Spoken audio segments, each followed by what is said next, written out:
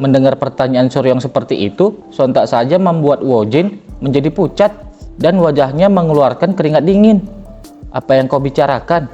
Aku penasaran apa maksudmu tiba-tiba membahas ini," sahut Wojin ke Suryong.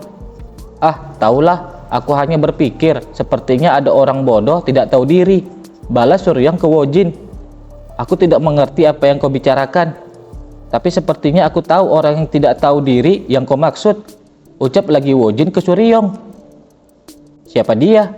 tanya Suryong menanggapi ucapan dari Wojin. "Kalau ku tebak itu Peng Sayu karena dia ketua persatuan klub tahun lalu," jawab Wojin memberitahukan siapa yang dimaksud Suryong. "Aku sudah membuat semua bukti, semua yang bisa membuat masalahnya mengarah kepada Peng Sayu," pikir Wojin di dalam benaknya.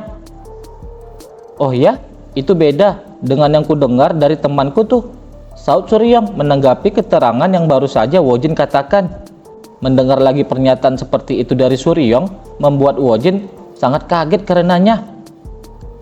"Meskipun Peng Sayu adalah ketua persatuan klub tahun lalu, ku dengar ada satu persatuan klub tahun lalu yang sebenarnya mengatur keuangan itu.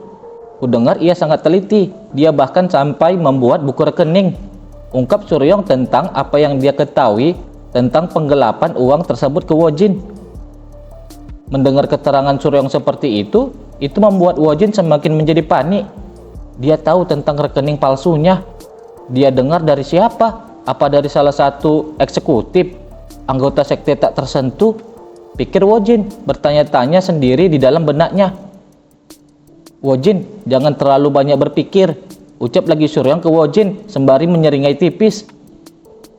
Aku tidak mengerti apa yang kau bicarakan," sahut Wojin berpura-pura tidak paham apa yang dimaksud Suryong. "Aku tidak berencana mengancammu dengan ini. Kalaupun iya, seharusnya rekening palsu itu langsung kubawa ke Capsek saja.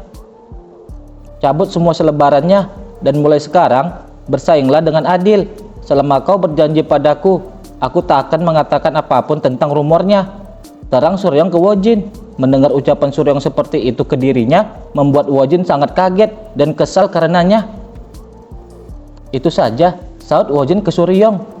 "Mau ku tambah? Sejujurnya, kalau luka dalam Wonkang sudah sembuh semua, aku ingin menyuruh dia mencoba memenangkan kompetisi dengan pertarungan," tambah Suryong ke Wojin. "Ngomong-ngomong, bagaimana? Apa yang akan kau lakukan?" tanya Suryong ke Wojin. "Aku akan mencabut semua selebarannya, walaupun bukan aku yang menempelnya," jawab Wojin ke Suryong. "Keputusan bagus, kami akan mencabut punya kami juga," ucap juga Suryong ke Wojin. "Mulai sekarang, seperti yang kau bilang, aku akan bertarung dengan adil," ucap lagi Wojin ke Suryong sembari memberikan salam hormatnya. "Ya, hanya itu yang ku mau," sahut juga Suryong menanggapi pertanyaan Wojin ke dirinya. Tetapi sembari Wojin pergi meninggalkan Suryong, ia juga berpikir dalam benaknya tidak akan melakukan apa yang telah ia sepakati dengan Suryong tentang pertandingan yang adil dalam pemilihan ketua himpunan perkumpulan klub. Namun Suryong juga berpikir dalam benaknya bahwa Wojin pasti tidak akan melakukan pertandingan yang adil sesuai apa yang telah ia katakan. "Ya sudahlah, aku sudah melempar umpannya, jadi sebentar lagi dia akan terpancing. Sepertinya tidak akan memakan waktu lama," ucap Suryong dengan ekspresi wajah liciknya menatap ke arah kepergian Wojin kala itu. Kemudian scene berganti di kediaman Wojin. Saat itu Wojin tergesa-gesa kembali ke tempatnya untuk merencanakan mengembalikan keadaannya atas ancaman Suryong. Tetapi kala ia sampai di ruangannya, ia melihat ruangannya sudah berantakan. Menyadari akan hal tersebut, seketika saja ekspresinya semakin kesal. Dan kemudian ia teringat kembali atas perkataan Suryong yang menyebutkan bahwa kondisi Wonkang tentang luka dalamnya belum sembuh total untuk melakukan pertarungan. Tidak lama kemudian, Wojin mengumumkan kepada bawahannya bahwa ia akan melakukan pertarungan publik melawan Wonkang. Mendengar akan hal itu, membuat semua bawahan Wojin kaget atas rencana yang Wojin katakan. Pada akhirnya, esensi dari ilmu bela diri adalah ilmu bela diri itu sendiri. Kalau aku menunjukkan seberapa hebatnya aku mengalahkan Wonkang dengan bela diri, trik-trik murahannya tidak akan bekerja lagi. Mendengarkan penjelasan Wojin seperti itu ke mereka, semua bawahan Wojin pun berpikir bahwa hal itu akan merugikan Wojin sendiri kalau ia kalah melawan Won Kang. Tetapi ekspresi Wojin sangat percaya diri akan kemampuan bela dirinya. "Kenapa senyap sekali? Bagaimana menurut kalian?" ucap Wojin lagi bertanya akan pendapat bawahannya. "Menurutku itu ide yang bagus," jawab Jing Yang ke Wojin. Disusul juga rekannya yang lain, tetapi mereka semua menjawab pertanyaan Wojin itu dengan sangat terpaksa, karena kalau mereka membantah ide Wojin, mereka akan kena marah. "Tidak ada sanggahan, tidak apa-apa, jujur saja. Bicaralah dengan nyaman, akan kudengar," ucap lagi Wojin ke semua bawahannya, tetapi mereka tidak ada yang mau memberikan sanggahan mereka ke Wojin. "Kuharap kau bisa menghancurkan si bajuger itu di depan semua orang," ucap salah satu bawahan Wojin dengan sangat gugup. "Tentu saja," sahut Wojin, setuju atas pernyataan bawahannya itu. "Tapi bagaimana jika Won Kang tidak mau menerimanya dan kabur? Kita harus memikirkan kemungkinan itu," tanya lagi salah satu bawahan ke Wojin. "Kalau begitu kita buat saja situasi di mana dia tidak bisa menolak bahkan jika dia mau," jawab Wojin dengan ekspresi wajah bengisnya. Lalu scene berpindah di luar gedung perkumpulan himpunan klub. Terlihat di sana Sang Wong masih melakukan promosinya dengan menjajakan ramuan mujarab secara gratis ke semua siswa. Mendengar teriakan Sang Wong yang menjajakan ramuan mujarab, seketika saja para murid yang mendengarnya menjadi sangat tergiur. Tak lama sudah banyak para murid berkumpul di hadapan Sang Wong. "Selamat datang. Kami adalah himpunan penelitian memasak obat mujarab. Cicipilah obat mujarab kami yang hanya dibuat dengan rempah-rempah pegunungan langka," teriak lagi Sang Wong dengan sangat bersemangatnya. Mendengarkan akan hal itu seketika saja membuat semua para murid yang ada di sana menjadi sangat antusias karena akan mendapatkan ramuan mujarab secara gratis. "Tolong berikan suaramu kepada calon ketua himpunan perkumpulan klub Won Kang," tambah Yomin dengan ekspresi yang menggoda ke para murid yang ada di sana. Melihat pesona Yomin membuat para murid semakin bersemangat karenanya. Terlihat juga di sana ada Yuiran yang sedang menghampiri Wee Ji Cheon. "Apa aku boleh minta satu?"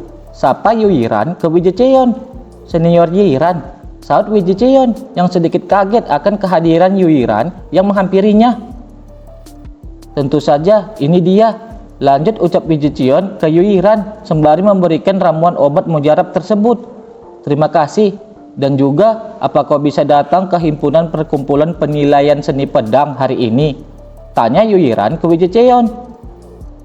Mendengar permintaan itu, seketika saja Wee Ji Cheon tersenyum canggung ke Yuiran karena ia tidak bisa. "Jadi kau tidak bisa? Sepertinya mendukung Won Kang tidak begitu sepadan," ucap lagi Yuiran ke Wee Ji Cheon. Mendengar perkataan Yuiran seperti itu, sontak saja Wee Ji Cheon langsung menuruti permintaan Yuiran. Mendengar Wee Ji Cheon mau menurutinya, Yuiran pun menjadi sangat senang setelahnya. "Oke, kalau begitu sampai ketemu nanti," ucap lagi Yuiran ke Wee Ji Cheon sembari pergi meninggalkan tempat itu. Melihat Wee Ji Cheon dihampiri murid wanita yang cantik, Soyuk yang mengetahuinya menatap ke arah Wee Ji Cheon dengan tatapan yang sangat iri. Di tempat lain, tidak jauh dari kelompok Sang Wong, terlihat juga guru Nam Gongsu dan guru Jaigal Soyung telah melihat sebuah pengumuman dari selebaran poster yang berada di papan pengumuman. "Pertarungan publik, jadi pemilihan klub persatuan mulai memanas ya?" ucap Soyung sembari membaca selebaran yang ada di papan pengumuman tersebut. Tertulis di selebaran pengumuman tersebut bahwa Wojin mengajukan pertarungan persahabatan dengan kandidat Won Kang. Tak lama kemudian, para murid juga melihat selebaran pengumuman yang ada di papan pengumuman itu. Di dalam pemikiran Nam Gongsu, ia telah menebak bahwa ini semua pasti ulah Suryong. Setelah itu, dengan ekspresi yang kesal, Nam Gongsu pun akhirnya pergi meninggalkan tempat itu sembari mengajak asistennya Jaigal Soyung. Di sisi kelompok Sang Wong, akhirnya mereka telah selesai melakukan promosi mereka. "Baiklah, itu saja untuk hari ini. Kami akan kembali besok. Tolong berikan suara berharga kalian untuk tukang onar kami yang sudah berubah," ucap serempak Sang Wong juga Soyuk kepada para murid yang ada di sana. Dan ucap Sang Wong lagi, "Tolong nantikan pertarungan yang akan datang," terang Sang Wong kepada para murid yang juga sedang melihat selebaran pengumuman tersebut. Lalu scene berpindah di kediaman Naga Putih. Terlihat di sana Suryong dan Won Kang sedang melakukan latihan bersama. "Apa kau sudah lihat surat tentang pertarungannya?" ucap Suryong ke Won Kang. "Ya, dia benar-benar menuliskan penjelasan panjang tentang pertarungan itu. Kudengar dia pengguna pedang terkuat setelah Paing Sayu. Jadi aku ingin bertarung dengannya. Aku pasti bisa melakukannya," jawab Won Kang ke Suryong. "Kau yakin menang?" tanya lagi Suryong ke Won Kang. "Yakin," sahut Won Kang tegas. "Dia sudah pasti menguasai dasar-dasarnya. Ini tidak akan mudah," terang Suryong ke Won Kang. "Kalau soal pedang, kudengar si bajigur itu yang paling hebat di perguruan. Tapi gelar terhebat itu akan berpindah sebentar lagi," ucap lagi Won Kang ke Suryong sembari mengeluarkan aura berpedangnya. "Dasar bocah," gumam Suryong setelah melihat sikap Won Kang yang demikian. "Bocah, kau sudah banyak berubah. Aku akan melatihmu, aku tidak akan menahan diri," ucap juga Suryong ke Won Kang sembari menarik sebuah pedang yang ada di dekatnya dengan kemampuan telekinesisnya. Dan kemudian dengan sangat cepat Suryong melesat menerjang Won Kang. Melihat itu, Won Kang pun tidak diam saja. Ia berusaha dengan sekuat kemampuannya menahan serangan yang dilakukan Suryong terhadapnya. "Perkuat tubuh bagian bawahmu dan buka matamu lebar-lebar," ucap Suryong mengajarkan Won Kang. Lalu dengan sangat cepat Suryong kembali menyerang Won Kang dengan beragam sabetan pedang mengarah ke Won Kang. "Aku masih bisa melihat, aku masih bisa melihat lebih dan lebih," gumam Won Kang sembari terus menahan teknik pedang yang dilesatkan Suryong kepadanya. Kemudian tak terasa waktu sudah berlalu 3 hari setelahnya. Terlihat lagi Won Kang dan Suryong masih rutin melakukan latihannya. Di sana terjadi peraduan pedang yang sangat luar biasa. "Sial," umpat Suryong karena menahan serangan yang dilakukan Won Kang kepadanya. "Sekarang," gumam Won Kang yang melihat celah untuk menyerang Suryong. Dan dengan cepat Won Kang pun melakukan serangannya. Tetapi dengan refleks yang cepat, Suryong masih sempat menghindari serangan yang dilakukan Won Kang. Seketika Won Kang pun melihat ke arah Suryong. Ternyata ia melihat serangannya dapat mengenai sedikit pakaian Suryong. "Aku mengenaimu, aku benar-benar mengenaimu," teriak Won Kang dengan senangnya karena ia telah berhasil mengenai Suryong walau hanya sehelai pakaiannya saja. "Kerja bagus," ucap Suryong dengan bangganya ke Won Kang.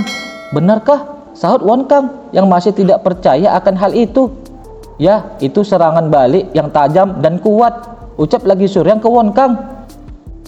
Mendengar ucapan dari gurunya, Won Kang pun merasa bangga dan senang akan hasil latihannya. Suryong pun merasa senang melihat kegembiraan yang Won Kang rasakan. Tak terasa waktu pun kembali berlalu dan hari pertarungan publik yang direncanakan pun tiba. Terlihat ekspresi Wojin sangat kaget melihat sesuatu yang ada di hadapannya. "Seharusnya aku tidak mengiyakan saat dia bilang mau memilih lokasi pertarungannya," ucap Wojin yang melihat tempat pertarungan mereka sangat megah dan meriah.